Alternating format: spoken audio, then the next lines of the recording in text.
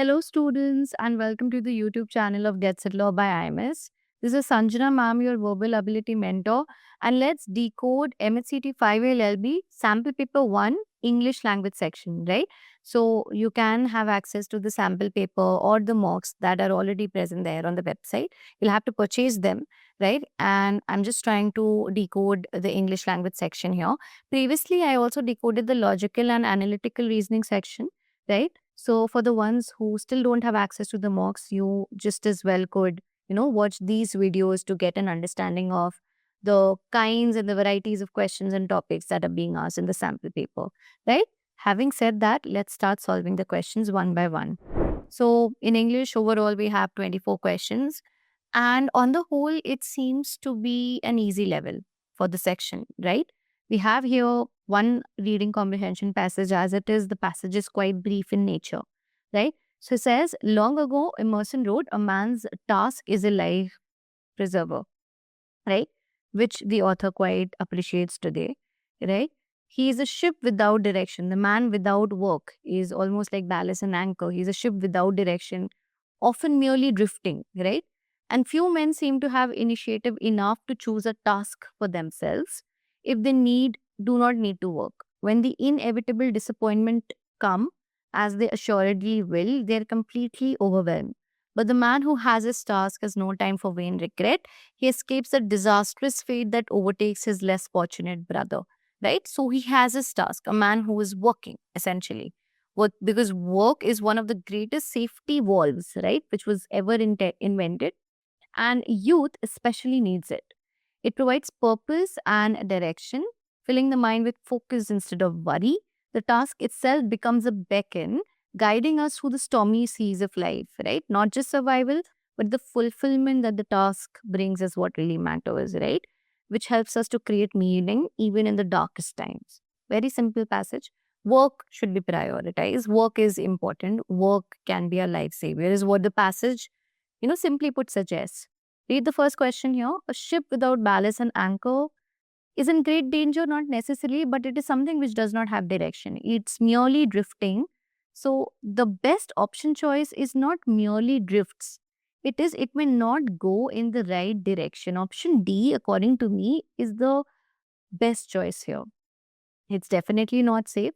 Not necessarily it's in great danger. And why merely drifts is wrong is because he's a ship without direction.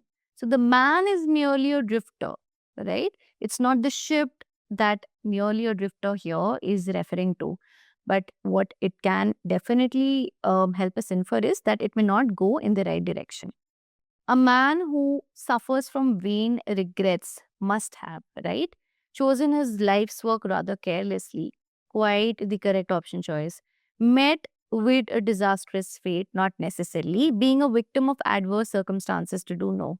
Has a safe and secured life. Now, who suffers from regrets, vain regrets, very petty, trivial regrets.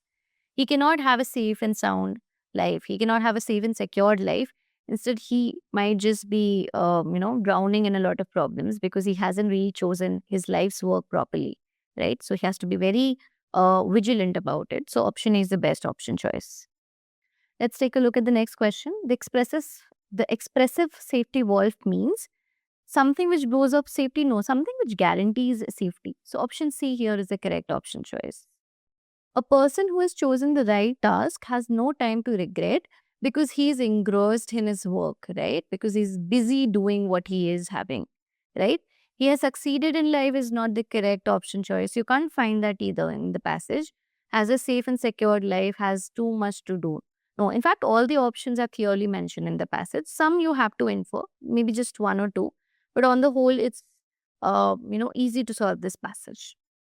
It seems to be remarkably correct in modern life that man has enough leisure, youth needs less work and more rest. The correct choice of the task preserves one's life.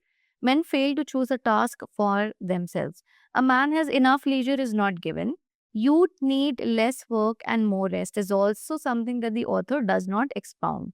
The correct choice of the task preserves one's life is what the author here tries to expound, right?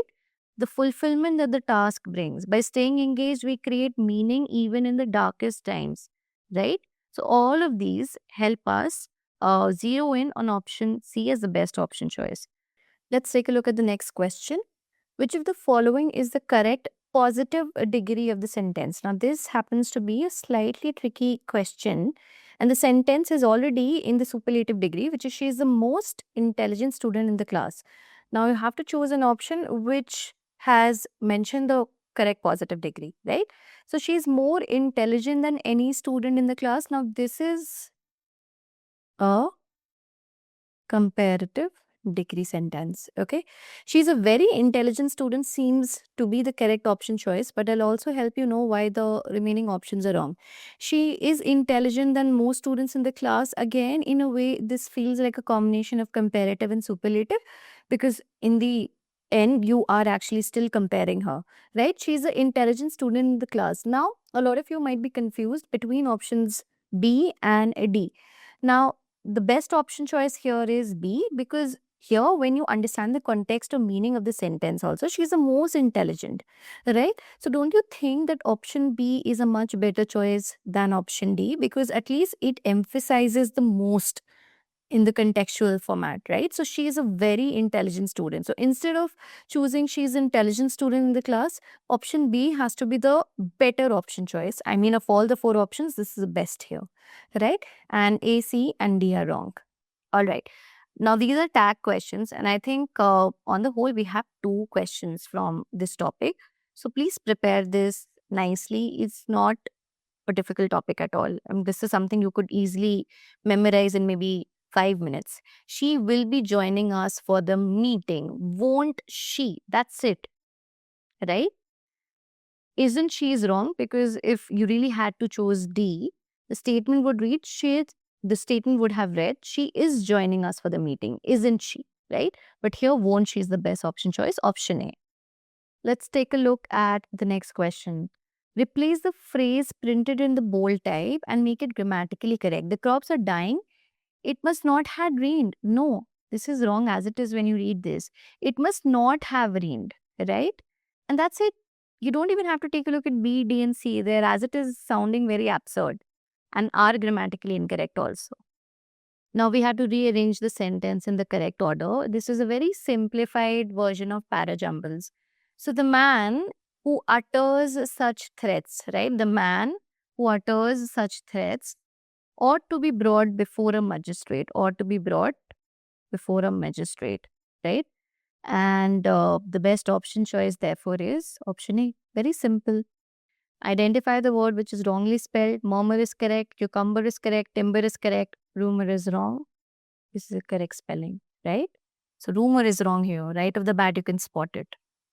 So, again, for spellings, please prepare spellings properly. You might have a question or two from this topic. So, words such as occasion, necessarily, address, embarrassment, the spellings for these are quite, I'd say, confusing for the most part. There's this word, it's called maneuver also. So, look at the spelling of maneuver as well. So, please revise spellings as a topic properly. All right, again, we have to now identify the correct statement. The Amazon is the largest of all other rivers. That's wrong as it is when you read it. The Amazon is the largest of all rivers. Simple option choice, option C. You don't have to use other here. It's the largest of all rivers. As it is when we say all rivers, using other will make it very redundant. Correct sentence. The fruits taste sweet, right? So that's it, right? Because sweetly is an adverb here. We need an adjective. The taste of the fruits is, let's say, sweet. So option C. Now we have a question based on idioms.